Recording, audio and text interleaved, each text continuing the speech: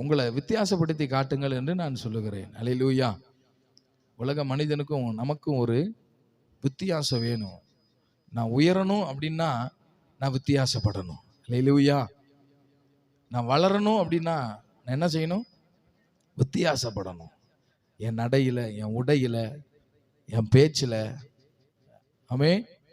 நீங்கள் எல்லாம் என்ன மாறணும்னு கேட்டால் எல்லாத்துலேயும் வித்தியாசப்பட வேண்டியது அவசியமாக இருக்குது. ஆகையினால நீங்கள் உயர வேண்டும் என்றால் உங்களை நீங்கள் வித்தியாசப்படுத்த கர்த்தர் விரும்புகிறார். நீங்கள் வித்தியாசப்படும் போது கேதுருவை போல நீங்கள் என்ன செய்வீங்க? கிறிஸ்துவுக்குள்ள, ஆவிக்குள்ள கர்த்தர் உங்களை வளர்க்க கர்த்தர் கிருபை செய்வார். அல்லேலூயா.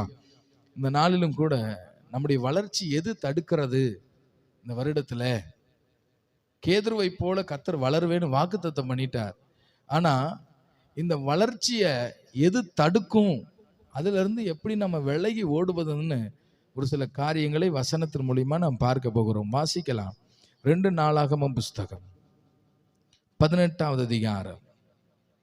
2 நாளாகமும் 18வது அதிகாரம் 1-2 நம்ம வாசிக்கலாம். மிகுந்த ஐஸ்வர்யம் கனமும் உண்டாயிருந்தது. அவன் ஆகாப் ராஜாவோடு சம்பந்தம் கொண்டு சில வருஷங்கள் சென்ற பின்பு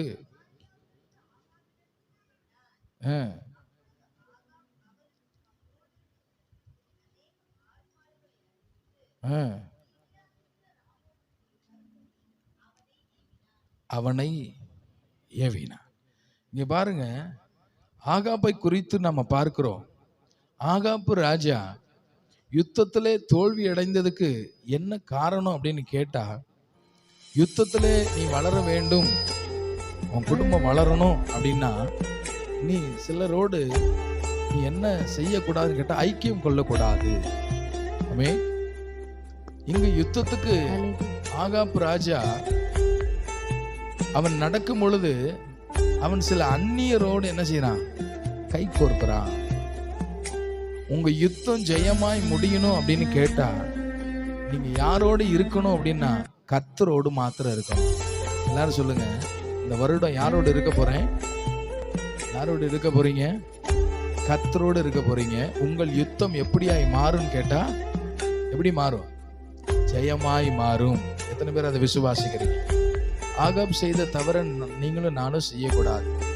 அவன் யுத்தத்தை ஜெயமாய் முடிப்பதற்காக சில தந்திரங்களை அவன் பயன்படுத்தினான். அப்ப பாருங்க, தீர்க்கதரிசிகளிடத்துல அவன் குறி கேட்பதற்காக சில தீர்க்கதரிசிகளை அவன் அழைக்கும் பொழுது, இஸ்ரவேலிலிருந்து ஒரு தீர்க்கதரிசியை அழைத்து நாங்கள் இந்த யுத்தத்துல ஜெயம் பெறுவோமா மாட்டோமா என்று கேட்கும் பொழுது அந்த தீர்க்கதரிசி சொல்லுகிறார், நீங்கள் இதுல ஜெயம் பெற மாட்டீங்க அப்படின்னு சொன்ன உடனே என்ன செய்யறாங்கன்னு கேட்டா அதில் நம்ம வாசிக்கலாம். பாருங்க, 18வது 23வது வசனத்தை வாசிங்க.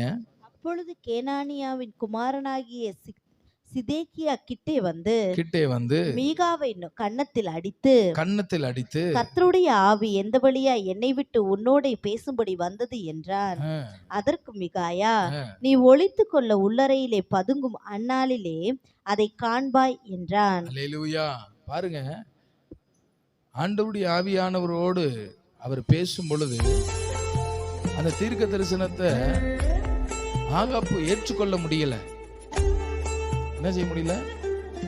ஏற்றுக்கொள்ள முடியல. ஆனா அதுக்கு மாறா அவனை பார்த்து சொல்றாங்க, நீங்க போங்க, உங்க யுத்தம் ஜெயமா முடியும் அப்படின்னு அவனை பெருமை பாராட்டி சொல்லுகிற தீர்க்க தரிசனத்துக்கு அவன் அடிபணிகிறான். ஆனால் ஆண்டவர் சொன்னதை உண்மையாய் சொல்லும் பொழுது அவன் கன்னத்திலே அடித்து அவனை கொண்டு போய் சிறைச்சாலையிலே போடுகிறார்கள். அல்லேலூயா. இன்னைக்கு நிறைய பேரு உண்மையான வார்த்தையை நம்ம கேட்கறதல்ல. எப்பெல்லாம் நமக்கு ஃபேவரா வருதோ, எப்பெல்லாம் நமக்கு சாதகமா வருதோ அந்த தீர்க்க தரிசனத்தையும் அந்த வார்த்தையும் பிடித்து கொண்டு ஓடுகிற பழக்கத்தை இன்னோடு நம்ம என்ன செஞ்சிடணும்? விட்டுறணும். அல்லேலூயா. நமக்கு ஃபேவரா பேசினாதான் அவங்களோட ஐக்கியம் கொள்ளுவோம். அவன் நமக்கு சாதகமா பேசினாதான் நம்ம அவங்களோடு பேசுவோம். நம்ம தவற சுட்டி காட்டுகிற மனிதரோடு நம்ம என்ன செய்ய மாட்டோம், பேச மாட்டோம். இன்னைக்கு கடந்த நாட்களில் என்னுடைய யுத்தங்கள் தோல்வியாய் முடிந்ததுக்கு என்ன காரணம் அப்படின்னு கேட்டா, எனக்கு ஃபேவரான ஆட்களை மாத்திரம் நான் கூட வச்சிருக்கிறேன். என்னை கடிந்து என்னை உபதேசிக்கிற உபதேசத்தை நான் வெறுக்கிறேன். அல்லேலூயா. வேத புஸ்தகம் சொல்லப்படுகிறது, அலையில கொட்டுங்க. எனக்கு அது எப்படி இருக்கும்னு கேட்டா இன்பமா இருக்கும். ஆமே, எனக்கு எப்படி இருக்கும்? இன்பமா இருக்கும். ஆண்டவரே என்னை கடிந்து கொள்ளுங்க. உங்க கடிந்து கொள்ளுகிறதை நான் வெறுக்கும் பொழுது உங்க சமூகம் எனக்கு தூரமா இருக்கும். ஆக பாருங்க, தன் யுத்தத்திலே ஜெயம் பெறுவதற்காக தேவனுடைய வார்த்தை உதாசீனப்படுத்துகிறான். கர்த்தருடைய தீர்க்க தரிசனத்தை உதாசீனப்படுத்துகிறான். ஏன்னா அவனுக்கு ஃபேவரா இல்ல. ஆமே, தீர்க்க தரிசனம்னா என்ன? நிறைய பேருக்கு அது புரியவே மாட்டேங்குது. கள்ள தீர்க்க தரிசனத்தை நம்புறோம். நமக்கு ஃபேவராய் வருகிற தீர்க்க தரிசனத்தை நம்புறோம்.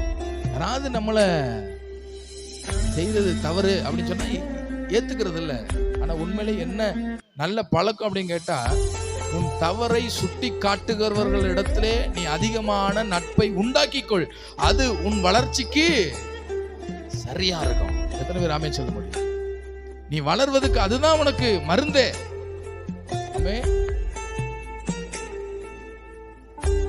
நான் ஏதாவது தவறு பண்ண சிப்பரல் சொல்லுவாங்க, தப்பு. அதை என்ன செய்ய, நீ ஏற்றுக்க. நான் சொல்லுவேன், நீ செய்யறது தப்பு, நீ பேசுனது தப்பு, நீ பேசுனது தப்பு, ரைட். நீ நடந்தது தப்பு, ரைட். இல்லன்னா ஆர்கியூமெண்ட் பண்ணக்கூடாது. ஏன்னா எனக்கு ஃபேவரா வரலையே. நான் நிறைய முறை சொல்லிக்கிறேன், நான் செய்தது தவறு. இந்த தவறை மன்னிக்க தொடர்ந்து நீ என்ன செய், என்ன செய், ஜெபி. ஹல்லேலூயா. இப்ப நமக்கு ஃபேவரா வரும்போது நம்மளை தலையில தூக்கி வச்சு ஆடவே கூடாது. நம்ம யார் குற்றா, நம்மளை யாரு கடிந்து பேசுறா, அவங்களோட நீ ஐக்கியம் வைத்து பாருவேன், உன் வளர்ச்சி அற்புதமாய் இருக்கும். ஹல்லேலூயா. ஃபர்ஸ்ட் அந்த மனசு நமக்குள்ள வேணும். சிவரால் என்னை பார்த்து இது தப்புங்க அப்படின்னு சொல்லும் பொழுது நான் அதை என்ன செய்யணும், ஏத்துக்கிற மனசு எனக்கு. நீ சொல்லி நான் கேட்கறதா அப்படின்னு நான் நடந்தேன்னா குடும்பம் ரெண்டு போட்டுரும். ஹல்லேலூயா.